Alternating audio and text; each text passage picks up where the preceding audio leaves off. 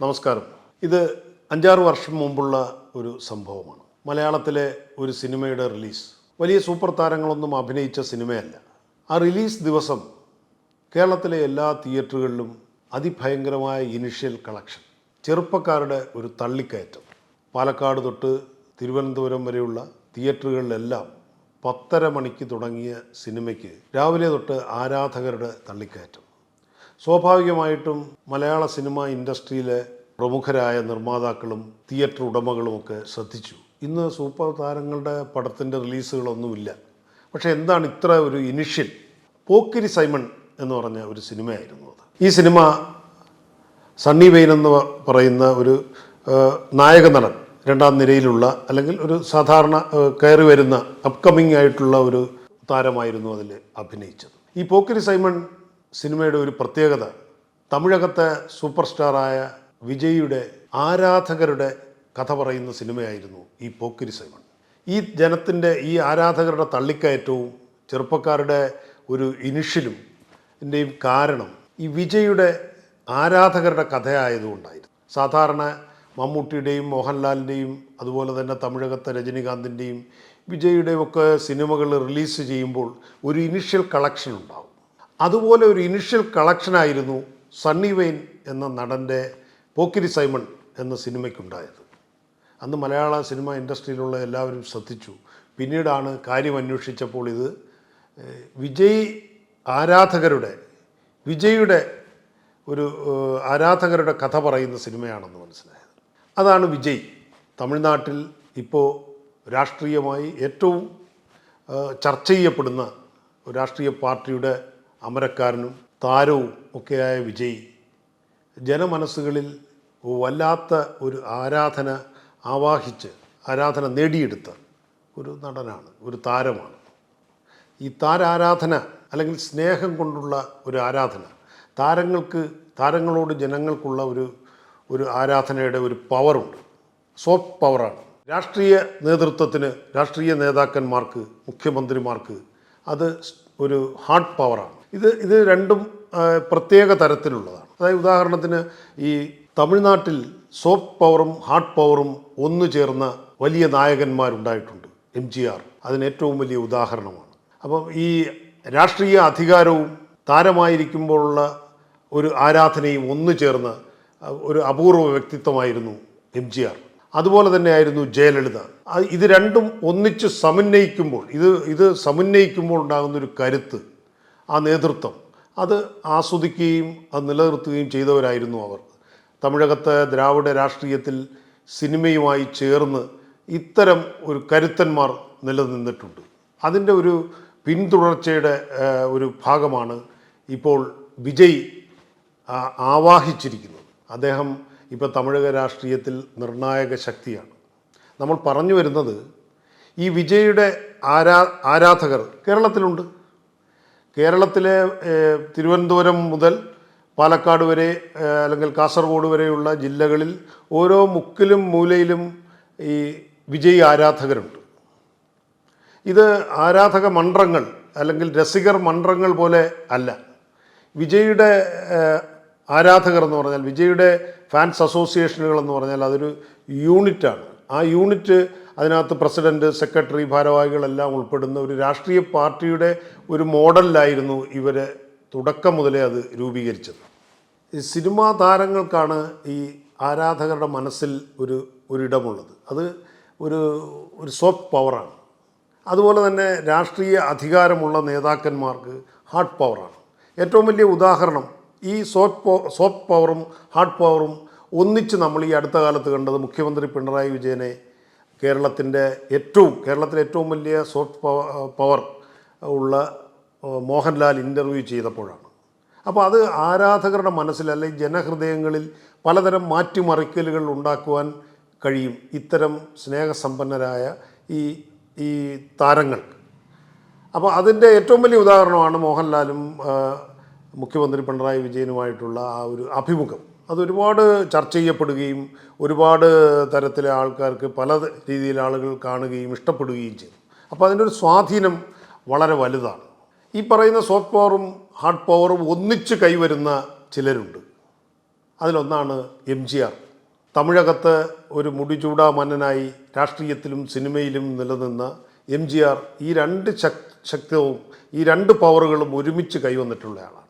അതുപോലെ തന്നെ NT രാമറാവു, അദ്ദേഹം ഇതുപോലെ വെള്ളിത്തിരയിൽ നിന്ന് വന്ന് രാഷ്ട്രീയത്തിലൂടെ അങ്ങനെ ഈ രണ്ട് പവറും ഒരുമിച്ച് കയ്യിൽ വെച്ചിട്ടുള്ള ആളാണ് NTR. പിന്നീട് ജയലളിത വന്നു. അതിൻ്റെ ഒരു തുടർച്ചയെന്നോണം തമിഴകത്ത് ഈ സിനിമയിൽ നിന്ന് രാഷ്ട്രീയത്തിൽ നിലയുറപ്പിക്കാൻ ഒരുപാട് സാധ്യതയുള്ള ഒരു മണ്ണാണ്. അവിടെ രജനികാന്തിന് യഥാർത്ഥത്തിൽ ഇത്തരം ഒരു പവർ, ഈ സോഫ്റ്റ് പവറും പിന്നെ അധികാരത്തിലേക്കും വരാനുള്ളൊരു അവസരമുണ്ടായിരുന്നു. എന്തുകൊണ്ടോ അദ്ദേഹം ആ വഴിക്കിലേക്ക് അദ്ദേഹത്തിൻ്റെ ഒരു രീതി അങ്ങനെ തിരിഞ്ഞില്ല. തമിഴകത്ത് അതുപോലെ തന്നെ പിന്നീട് നിരവധി പേർ രാഷ്ട്രീയത്തിലേക്ക് വന്നു, ഈ സിനിമയിൽ നിന്ന് രാഷ്ട്രീയത്തിലേക്ക് വന്നു. വിജയകാന്ത്, പിന്നെ ശിവാജി ഗണേശൻ, ഇപ്പോൾ കമൽഹാസൻ. അപ്പോൾ ഇതിനകത്ത് വിജയക്കൊടി പാറിച്ചവർ ഉണ്ട്, പരാജയപ്പെട്ടവരുണ്ട്. എന്നാൽ വിജയ് എന്ന നടൻ, അദ്ദേഹത്തിൻ്റെ തുടക്കം മുതൽ നമ്മൾ അത് ശ്രദ്ധിച്ചു നോക്കിയാൽ മനസ്സിലാകും. SI ചന്ദ്രശേഖരൻ്റെ മകനാണ്. അദ്ദേഹത്തിൻ്റെ ആദ്യത്തെ സിനിമ വെട്രി എന്ന് പറയുന്ന സിനിമ, ആ സിനിമ മുതൽ അദ്ദേഹത്തിനൊരു ലക്ഷ്യമുണ്ടായി. തമിഴകത്തെ സോഫ്റ്റ് പവറും ഹാർഡ് പവറും ഒന്നിച്ച് കയ്യിൽ വെക്കുവാൻ കഴിയുന്ന തരത്തിലേക്ക് വളർന്നു വലുതാകുക.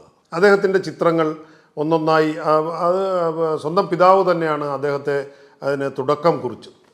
അപ്പോൾ ആ ഒരു ലക്ഷ്യബോധത്തോടു കൂടിയായിരുന്നു വിജയിയെ മുന്നോട്ട് നയിച്ചത്. അതിൻ്റെ ഒരു പരിണിത ഫലമാണ് ഇപ്പോൾ തമിഴകത്ത് ഈ ഇന്ത്യയിലെ ഏറ്റവും വലിയ രാഷ്ട്രീയ കക്ഷിയായ BJPയുടെ NDAയുടെ ഘടകകക്ഷിയാകാൻ വേണ്ടിയിട്ട് ഈ തമിഴക വെട്രി കഴകത്തിന് ക്ഷണിച്ചിരിക്കുകയാണ്. 80 സീറ്റും ഉപമുഖ്യമന്ത്രി പദവുമാണ് വിജയ്ക്ക് ഓഫർ ചെയ്തിരിക്കുന്നത്.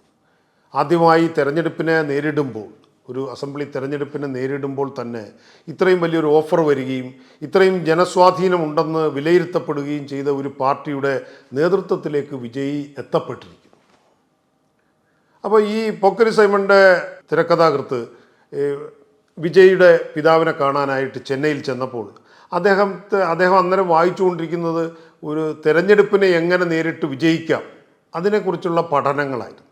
അത്തരം കാര്യങ്ങൾ വിജയെയും അദ്ദേഹത്തിൻ്റെ പിതാവുമൊക്കെ പഠിക്കുകയും അതേ ഒരു ലക്ഷ്യത്തോടെ MGRനെയും അല്ലെങ്കിൽ NTRനെയൊക്കെ മുന്നിൽ കണ്ടുകൊണ്ടുള്ള ഒരു ലക്ഷ്യത്തോടു കൂടി ഒരു താരാധിപത്യത്തിൽ നിന്ന് ഒരു രാഷ്ട്രത്തിൻ്റെ, ഒരു സംസ്ഥാനത്തിൻ്റെ ഒരു രാഷ്ട്രീയ ആധിപത്യത്തിലേക്ക് അല്ലെങ്കിൽ രാഷ്ട്രീയ നേതൃത്വത്തിലേക്ക് വളരുന്ന തരത്തിലേക്ക് ഒരു നടനെ രൂപപ്പെടുത്തിയെടുക്കാൻ വേണ്ടിയിട്ടുള്ള ഒരു ശ്രമം, അതിൻ്റെ പരിണിത ഫലമാണ് ഇപ്പോൾ വിജയ് എത്തപ്പെട്ടിരിക്കുന്നത്. യഥാർത്ഥത്തിൽ കേരളത്തിലും ഇപ്പോൾ തെരഞ്ഞെടുപ്പിൻ്റെ ഈ സാഹചര്യത്തിൽ വിജയിയുടെ പാർട്ടി വളരെ നിർണായകമായ ഒരു പാർട്ടിയാണ്. കാരണം ഈ പൊക്കിരി സൈമൺ എന്ന് പറഞ്ഞ സിനിമ അല്ലെങ്കിൽ വിജയുടെ ഒരു സിനിമ റിലീസ് ചെയ്യുമ്പോൾ ഉണ്ടാകുന്ന ഒരു ഇനിഷ്യൽ, മമ്മൂട്ടിയുടെയും മോഹൻലാലിൻ്റെയും ഒക്കെ ഒരു ഇനിഷ്യൽ പോലെ തന്നെ അതിലും ഉയർന്ന തരത്തിലാണ് 3-4 ദിവസത്തെ ഒരു ഇനിഷ്യൽ കളക്ഷൻ. സിനിമ എന്തോ ആയിക്കോട്ടെ, സിനിമയുടെ തീം എന്തോ ആയിക്കോട്ടെ, പക്ഷേ അത് കാണുവാനായിട്ടുള്ള ഒരു ആരാധകരുടെ ഒരു തള്ളിക്കയറ്റം ആദ്യത്തെ ഒരാഴ്ച ഉണ്ടാവും. അത് വിജയ് ആരാധകരുടെ ഒരു സ്നേഹമാണ്. അപ്പോൾ വിജയ് ആരാധകരുടെ മன்றങ്ങൾ അല്ലെങ്കിൽ ഫാൻസ് അസോസിയേഷനുകൾ സാധാരണ വെൽഫെയർ അസോസിയേഷൻ പോലെ, സാധാരണ താരങ്ങളുടെ വെൽഫെയർ അസോസിയേഷൻ പോലെ അല്ല. തുടക്കം മുതലേ തന്നെ അവർ ഒരു രാഷ്ട്രീയ പാർട്ടിയുടെ ഛായയുള്ള യൂണിറ്റുകളാണ് രൂപീകരിച്ചത്. അതിന് രക്ഷാധികാരി, പ്രസിഡന്റ്, സെക്രട്ടറി, ഇങ്ങനെയുള്ള ഭാരവാഹികൾ, അതുപോലെ തന്നെ വനിതകൾക്ക് വേണ്ടിയിട്ടുള്ള പ്രത്യേകം സമിതികൾ, മുതിർന്നവർക്ക് വേണ്ടിയിട്ടുള്ള സമിതികൾ, വൃദ്ധർക്ക് വേണ്ടിയിട്ടുള്ള ആതുരാലയങ്ങൾ, ഇങ്ങനെ അവർ ഒരു രാഷ്ട്രീയ വീക്ഷണത്തോടു കൂടിയായിരുന്നു ഇതെല്ലാം പടുത്തുയർത്തിയത്. ഇപ്പോൾ ഈ കേരളത്തിൽ തന്നെ ഈ ഇടുക്കിയിൽ ചെന്നാലും, കാസർഗോഡ് ചെന്നാലും, പാലക്കാട് ചെന്നാലും, തെക്ക് കളിയിക്കുള്ള തിരുവനന്തപുരത്ത് ചെന്നാലും ഈ വിജയ് ഫാൻസിൻ്റെ യൂണിറ്റുകൾ വളരെ സജീവമായിട്ടുണ്ട്. ഇവിടുത്തെ ഓരോ പഞ്ചായത്തിലും ഏകദേശം ഒരു ശതമാനം ആരാധകരുണ്ട്, അവരുടെ അംഗങ്ങളുണ്ട്. വിജയ് ഫാൻസിൻ്റെ അല്ലെങ്കിൽ വിജയുടെ ഇപ്പോൾ വെട്രി കഴകത്തിൻ്റെ അംഗങ്ങളുണ്ട്. യഥാർത്ഥത്തിൽ നിർണായകമാണ് അവർ ആർക്ക് പിന്തുണ കൊടുക്കുന്നു എന്നുള്ളതിനെ ആശ്രയിച്ചാണ് ഇവരുടെ വോട്ടുകൾ വരാൻ പോകുന്നത്. അപ്പോൾ അത്തരത്തിൽ ഒരു വളർന്ന ഒരു വലിയ നിലയിലേക്ക് വിജയുടെ പാർട്ടിയും അതിൻ്റെ ആ സംഘടനയും എത്തിയിരിക്കും. യഥാർത്ഥത്തിൽ ഞാൻ പറഞ്ഞു വന്ന പോക്കിരി സൈമൺ എന്ന സിനിമയിൽ ആ സിനിമ ഒരു വലിയ വിജയമായി മാറാത്തതിൻ്റെ ഒരു കാരണം, അന്ന് ആ സിനിമയിൽ ആ സിനിമ കണ്ട സിനിമാ നിരൂപകന്മാർ പറയുന്നത് വിജയ് ഫാൻസുകളുടെ ഒരു കഥയാണ് എങ്കിലും ഒരു സീനിൽ വിജയ് അഭിനയിക്കുന്ന ഒരു സീക്വൻസ് ഉണ്ടായിരുന്നെങ്കിൽ ആ സിനിമ വലിയൊരു ഹിറ്റായി മാറി. പക്ഷേ അത് അവർക്ക് സാധ്യമാക്കാൻ കഴിഞ്ഞില്ല എന്നുള്ളിടത്താണ് ആ സിനിമയുടെ പരാജയം. തമിഴ്നാട്ടിൽ നടക്കുന്നത് ഒരു തനിയാവർത്തനമാണ് എന്ന് വേണമെങ്കിൽ പറയാം. വിജയുടെ അതിഭയങ്കരമായ വളർച്ചയും ആ രാഷ്ട്രീയ പാർട്ടിയുടെ ഒരു സ്വാധീനവും. ഇപ്പോൾ കരൂരിൽ പിന്നെ വിജയുടെ റാലിയിൽ പങ്കെടുക്കാനെത്തുകയും അവിടെ ഒരു ദുരന്തം ഉണ്ടാവുകയൊക്കെ ചെയ്തു. അപ്പോൾ ഇനി വരുന്ന നീക്കങ്ങളൊക്കെ വളരെ ശ്രദ്ധാപൂർവമാണ് അദ്ദേഹം ചെയ്യുന്നത്.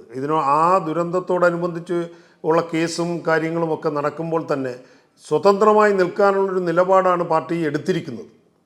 എന്നാൽ കമലഹാസനും രജനികാന്തിനും ഒന്നും സാധിക്കാതിരുന്ന വലിയൊരു ദൗത്യം, ഒരു രാഷ്ട്രീയ ശക്തിയായി വളരാനുള്ള ഒരു കരുത്ത് വിജയ് ആർജിച്ചെടുത്തിരിക്കുന്നു. രജനികാന്തിനും കമലഹാസനും സാധ്യമാക്കാൻ കഴിയാത്ത കാര്യം വിജയ് സാധ്യമാക്കും എന്നുള്ള തരത്തിലാണ് ഇപ്പോഴത്തെ റിപ്പോർട്ടുകൾ. അപ്പോൾ ഇത്തരം ഒരു വളർച്ച ഈ താരം കൈവരിക്കുകയും അദ്ദേഹത്തിൻ്റെ കുടുംബജീവിതത്തിൽ ഒരു അസ്വാരസ്യത്തെ സംബന്ധിച്ചും ഇപ്പോൾ മീഡിയയിൽ വാർത്തകൾ വന്നുകൊണ്ടിരിക്കുന്നു. എന്നാൽ അദ്ദേഹത്തോടൊപ്പം തൃഷ ഉണ്ട്. തൃഷയുടെ സ്വപ്നം എന്ന് പറയുന്നത് ജയലളിതയെ പോലെ ആവുക എന്നാണ്. അപ്പോൾ ഇപ്പോൾ അവർ ഇതെല്ലാം പ്ലാൻ ചെയ്തിട്ടുള്ള അതൊരു തനിയാവർത്തനം പോലെ തമിഴ് രാഷ്ട്രീയത്തിൽ തമിഴ് സിനിമയിൽ നിന്ന് വന്ന് തമിഴ് രാഷ്ട്രീയം നിയന്ത്രിച്ച ഒരു പൂർവ്വകാല കഥ പോലെ അത് വീണ്ടും ഒരു തനിയാവർത്തനം പോലെ വരികയാണ്. വിജയ് അവിടെ ഒരു വലിയ രാഷ്ട്രീയ നേതാവായി മാറുകയും അതുപോലെ തന്നെ തൃഷയുടെ സ്വപ്നം ജയലളിതയെപ്പോലെ ഒരു രാഷ്ട്രീയത്തിൽ ഒരു നേതാവായി മാറണം, ഒരു ഭരണാധികാരിയാകണമെന്നുള്ള ആഗ്രഹമാണെന്ന് അവർ പരസ്യമായി പറഞ്ഞിരിക്കുന്നു. അപ്പോൾ ഇത് തമിഴ്നാട്ടിലെ രാഷ്ട്രീയത്തിൽ സിനിമയുണ്ട്. നമ്മുടെ കേരളത്തിൽ ഇല്ലെന്നല്ല, കേരളത്തിലും ഇപ്പോൾ സിനിമാ രംഗത്തു നിന്നുള്ളവർ ഒറ്റപ്പെട്ടും സംഘടിതമായും ഒക്കെ രാഷ്ട്രീയത്തിൽ വരുന്നുണ്ട്, നിലനിൽക്കുന്നുണ്ട്. എങ്കിൽ പോലും തമിഴ് ദ്രാവിഡ രാഷ്ട്രീയത്തിൽ വന്നിട്ടുള്ളത് പോലെ ഇവിടെ സാധ്യമല്ല. പക്ഷേ കേരളത്തിലെ രാഷ്ട്രീയത്തിൽ, ഈ തെരഞ്ഞെടുപ്പ് രാഷ്ട്രീയത്തിൽ ഈ വിജയുടെ സംഘടനയ്ക്കും വിജയുടെ രാഷ്ട്രീയ പാർട്ടിക്കും ഒരു നിർണായകമായ പങ്ക് വഹിക്കാനുണ്ട്, അല്ലെങ്കിൽ ഒരു ചെറിയ തരത്തിലുള്ള പങ്ക് വഹിക്കാനുണ്ട്. കാരണം അത്ര ഒരു ആരാധക വൃന്ദമുള്ള ഒരു താരമാണ് ഇദ്ദേഹം. തമിഴ്നാട്ടിൽ ഭരണകക്ഷിയായ DMK-യോടൊപ്പവും അതുപോലെ തന്നെ പ്രതിപക്ഷത്ത് നിൽക്കുന്ന NDA സഖ്യത്തോടൊപ്പവും പോകുന്നില്ല എന്നുള്ളതാണ് അവരുടെ രാഷ്ട്രീയ നിലപാട്. അധസ്ഥിതരായവർക്ക് വേണ്ടിയും താഴെത്തട്ടിലുള്ളവർക്ക് വേണ്ടിയൊക്കെ നിലകൊള്ളുന്ന ഒരു സാമൂഹ്യ നീതിയുള്ള പാർട്ടിയായിട്ടാണ് വിജയ് ഇതിനെ ആഹ്വാനം ചെയ്തിരിക്കുന്നത്. പക്ഷേ ഈ NDA-യിലേക്ക് പോകും, 80 സീറ്റുകളും ഉപമുഖ്യമന്ത്രി പദവും ഇപ്പോൾ തന്നെ വാഗ്ദാനം ചെയ്യപ്പെട്ടിരിക്കുന്ന സ്ഥിതിക്ക് പോകുമോ ഇല്ലയോ എന്നുള്ള ഊഹാപോഹങ്ങൾ നിലനിൽക്കുന്നു.